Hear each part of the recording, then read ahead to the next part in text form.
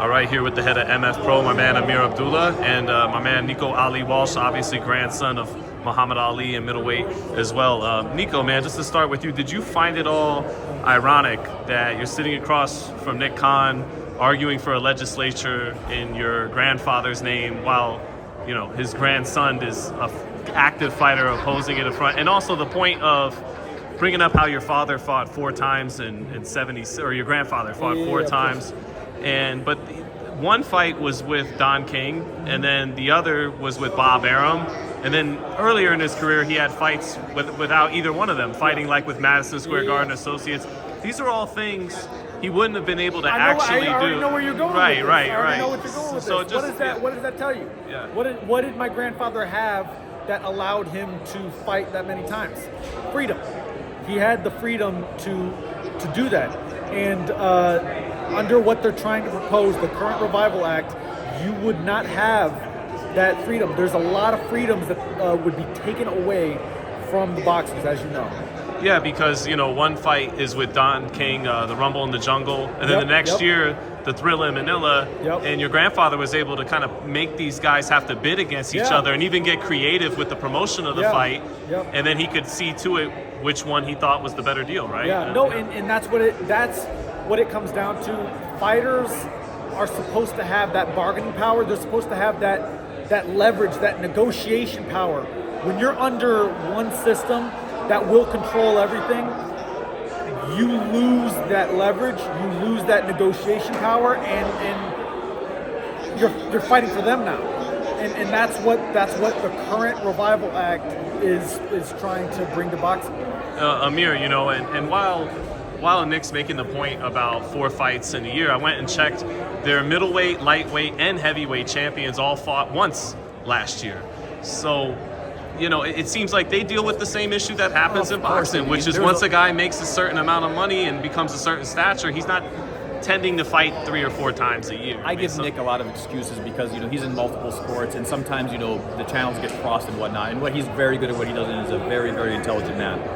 And we had a couple of sidebar conversations afterwards. One of the comical points that I saw was there was 0 deaths in the UFC. There was 50-some deaths in boxing. What does that have to do with the price of milk? You're coming into boxing. You're not making heavier gloves. You're not shortening the rounds. You're not, you know. I don't understand how that is even a point. But to a senator that doesn't understand could say, "Oh my God, we need that model coming in here because there's 0 deaths in their sport." But you're still talking about the same sport. So, and again, there was a lot of points similar to that I could have easily be debunked. But listen, that's all in the past. What we have to do is talk about how we're going to move forward. I believe that bill passes. I think there's too much firepower that you can't stop it. But the rally that we can make and the battle cry that we should have is, let's make sure that the fighters that do choose to go under that, because it'll be a choice that they have, are going to be able to do that and be protected with their rights. And Nico has, you know, 3 or 4 things that he's very adamant about, which is the transparency, equal fighter pay, sponsorships, you know, all of those kinds of fighter contract length.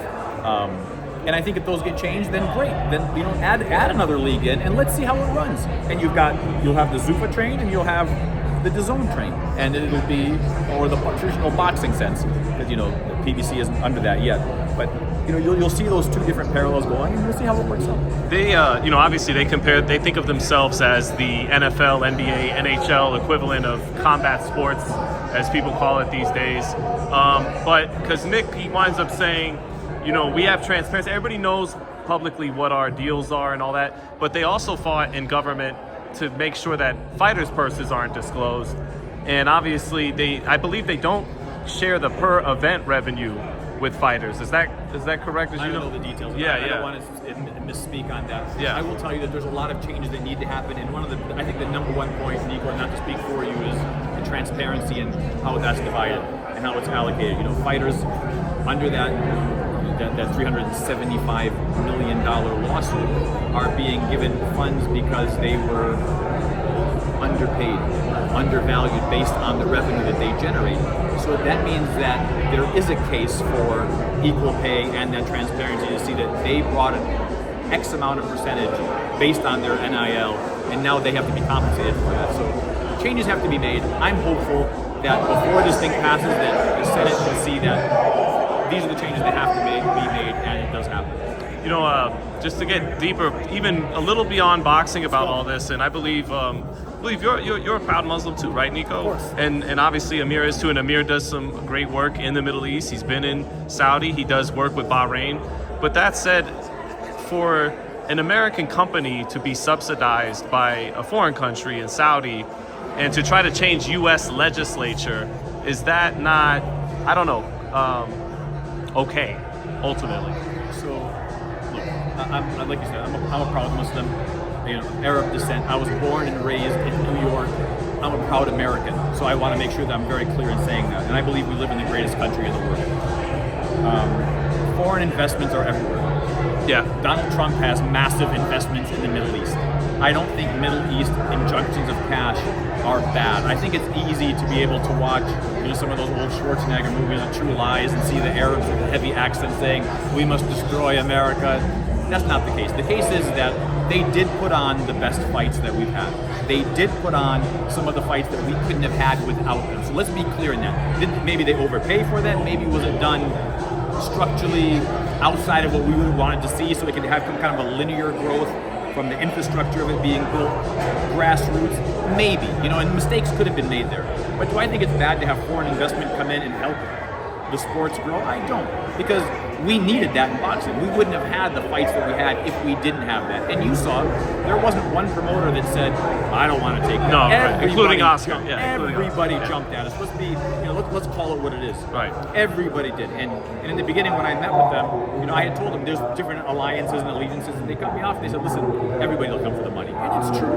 Money changes things.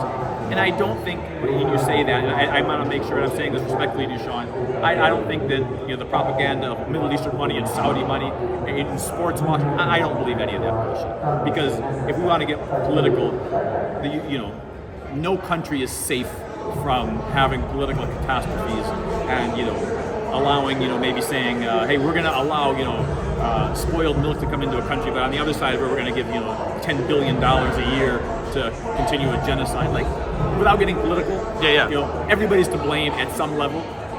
No, I don't think that the money is a bad thing for the sport. I don't. Any thoughts on that as well, Nico? You just echo. No, he said it perfectly, and we had a lot of time to talk about this because we went to DC, and he was there with me for the whole thing, and no, that's not the problem. Foreign support is not the problem.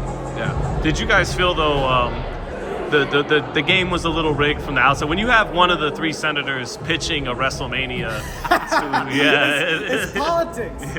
You know politics, so it's we knew. Crazy. Yeah, that was wild, but we knew what we were getting into. Oscar and I am speaking on. We knew what we were getting into going there, and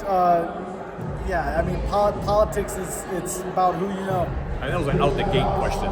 That's how they volleyed that up, and it was like.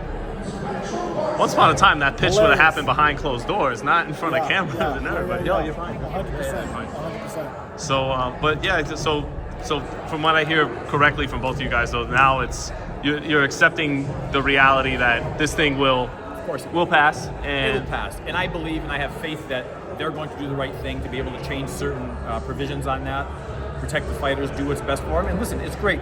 If you run a Zuffa model, you run a Dewey Cooper's Team Combat League or Team Boxing League, you run the traditional boxing side, great. Fighters have options now, and they'll be able to pick and choose where they want to go. Yeah. And lastly, too, for you, Amir, man, I know you're an associate of Mike Tyson. You're in business with him. What's going on with? I think they were supposed to fight today, right? Technically, on the original day, Floyd Mayweather and Mike Tyson. But, I mean, that was never confirmed, right? So, Paradigm Sports, Andrew Ruff is negotiating on Mike's side, and he's done, all Mike's biggest, latest fights. So he's very well equipped on how to do that. I don't know who's handling Floyd's side, but I know there's a contract in place, and I believe the fight happens. I think that both sides want the fight. It's just a matter of the logistics, and sometimes that takes a little bit longer. But I've talked to the promoters, and everybody is, still full-fledged going. I think they just have to work that out, and I'm sure they'll make an announcement once it's ready to go. But it'll be a great spectacle. It'll be fun to see. So you think it's still going to happen? I do. I really do. Do you think Floyd winds up fighting Manny Pacquiao again in some form, if not an actual fight? Yeah, I do. I know I think it's going to be an actual fight. Whether it's going to be this fear or not, and the fact that Netflix is behind it, I think gives it the legitimacy. If Netflix wasn't behind it, I would say, Sean, it's 50-50. I think we're talking probably more than 80, and this is just my opinion, which doesn't mean much. It could be 80-20, 90-10 that it does happen. You see Manny training already. Floyd runs around the neighborhood. I see him running. He's ready to go, and I think both guys want the fight.